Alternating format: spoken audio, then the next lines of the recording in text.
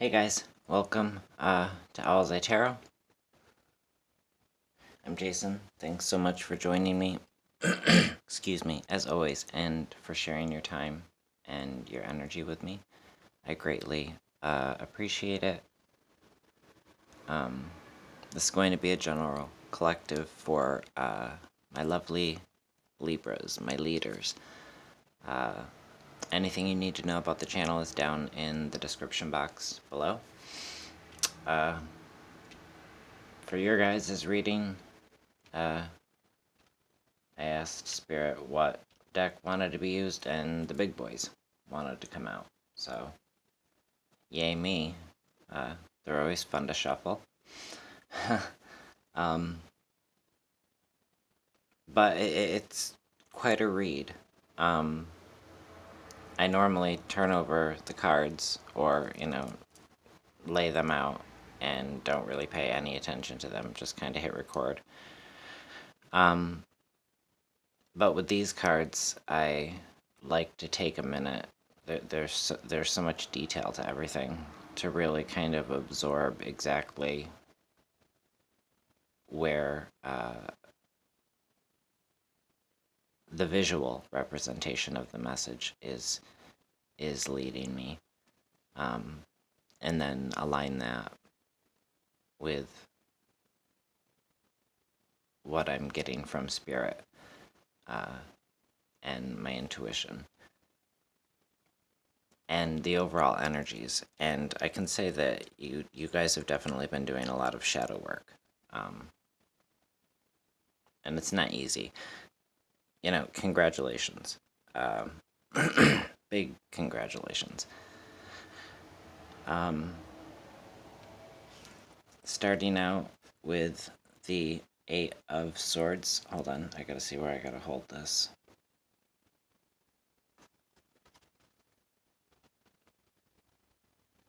There we go. I don't have an angle, but I can't see the camera, so.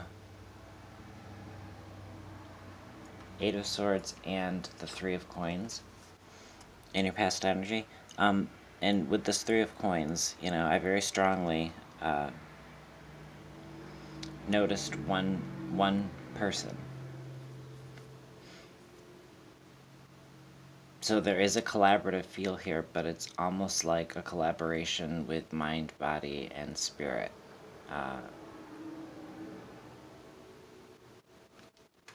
And it's followed also by the Moon card. So I do feel inclined to mention that,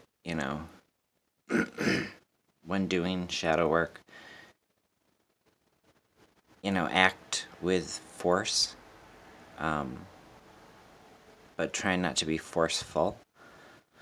That feels like a message for somebody specifically, but I'd say when doing shadow work that's actually a pretty good rule to follow.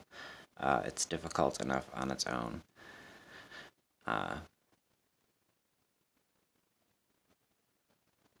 So we want to be as gentle on ourselves as possible during the process. There's some kind of promotion before the sale feel here. Someone's definitely being led by your example, Libra, and I'm not really surprised, because very often the people in your life look to you to be their leader in times of turmoil or personal crises or what have you.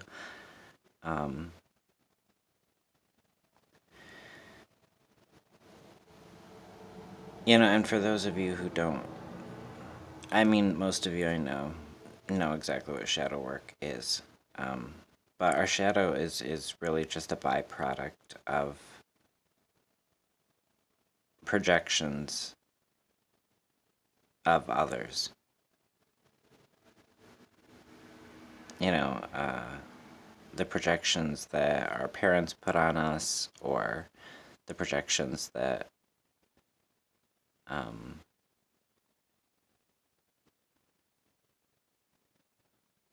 that others have put on us and that have had a profound effect,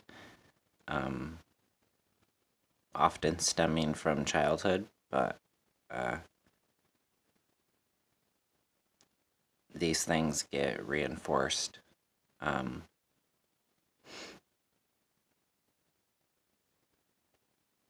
it's a lot about looking at the sides of ourselves that we have repressed, sides that we don't want to acknowledge because at one time we were made to feel shame surrounding them. So once we can accept these repressed sides, we raise our vibration. So just know that, you are inspiring those around you by raising your own vibration. And you're doing just that. And if you find yourself sorry, I don't know where the fuck to hold this.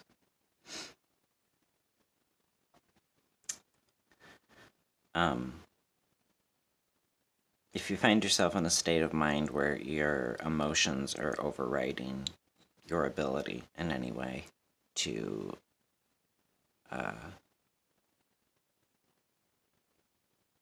kind of take a step back, then you're not able to be an open conduit for your guides to be heard. So make sure that, you take a breath, make sure that you're grounding yourself, take a walk, take a bath, do whatever it takes to take your mind off whatever shadow you're currently facing, and illuminating and integrating. And when you have reached a place where you can objectively hear the advice that you're seeking, reapproach, try again, continue. This is kind of waiting for your eyes to adjust to the shadows feel here.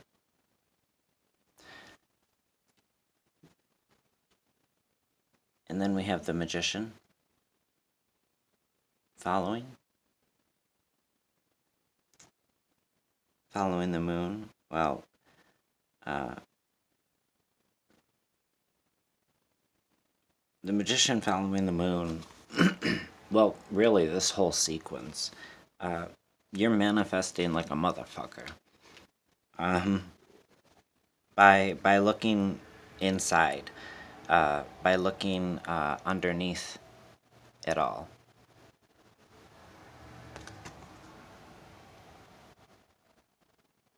By looking at your reflection and truly seeing everything. You're within this space of true enlightenment, true knowing of thyself, so to speak. By integrating both the light and dark sides of your psyche, you're getting to see beyond the veil. The High Priestess here. You're seeing truths about yourself, and seeing truths about others. There's newfound clarity on the horizon. It's a true and a powerful leveling up.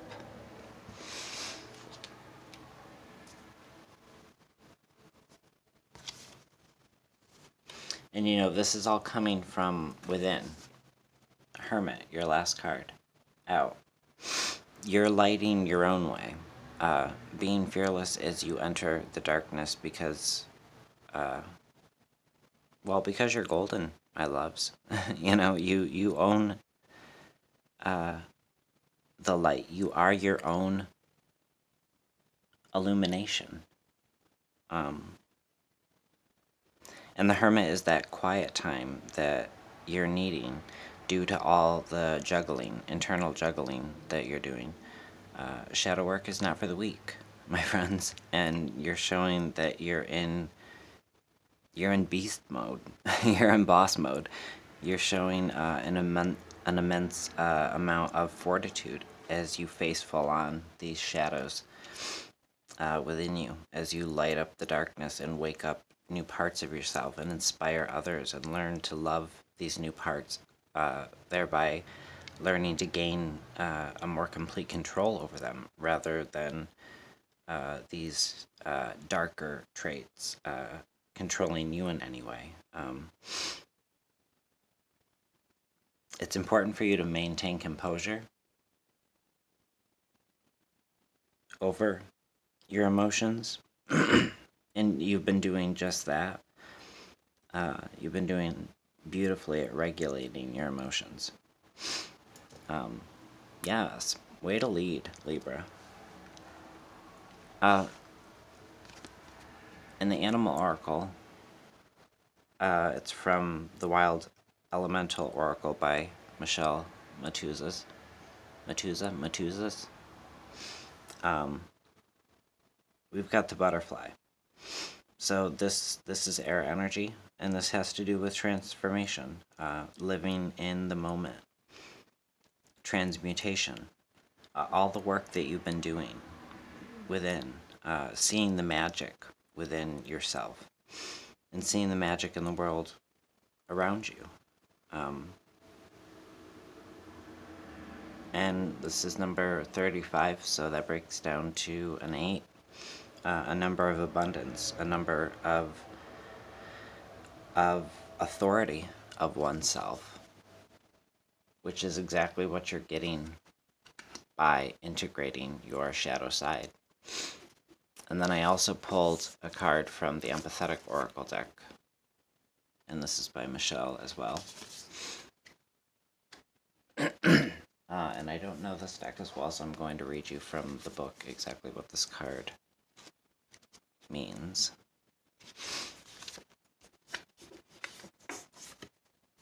Alright, surrender.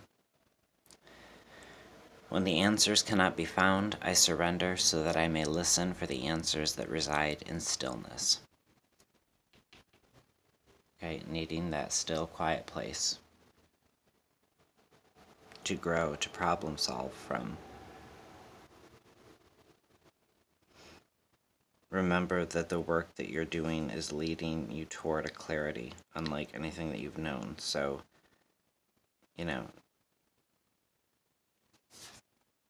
yeah. Alright, so it says, when you want what you want, your stubbornness can cause you to invest yourself in situations that will never come to fruition. The busyness of your mind and the power of your emotional needs can quickly take over your energetic experience and make it difficult to see, hear, and discern what is right in front of you. When the stubbornness turns to obsession, something must give, and your energetic stability can become the victim of your compulsions. You can spend an entire lifetime obsessing about something that will never come to be. Better to surrender and reassess where your energies can serve your highest purpose. And it sounds like you're doing beautifully doing just that. So this feels to me more like a reminder and a kudos for embracing this energy, for letting go of things, knowing that you're worthy of something better. But make sure that you continue to ask yourself if any of your obsessions are creating any form of energetic static that's clouding your intuition in any way.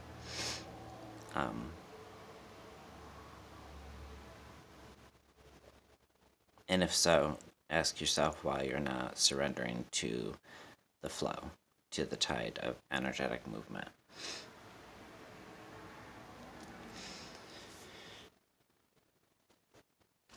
Hard work, my friends. Beautiful work. Important work. Needed, necessary work. But just, a massive amount of kudos. Congratulations to you for putting in so much effort. This is definitely a time of growth for you. even if things feel quite difficult, you are growing exponentially, my friends. So continue being the leaders and the light for others, making sure, obviously, always that you put yourself first and foremost so that you can be there for others. All right, that's the messages I have for you. If you like this video, hit that thumbs up button, please. I'd greatly appreciate it, as I do appreciate each and every one of you. You're loved, you're seen, you're appreciated, and thank you for spending a little time with me. Until next time, take good care, my friends. Bye.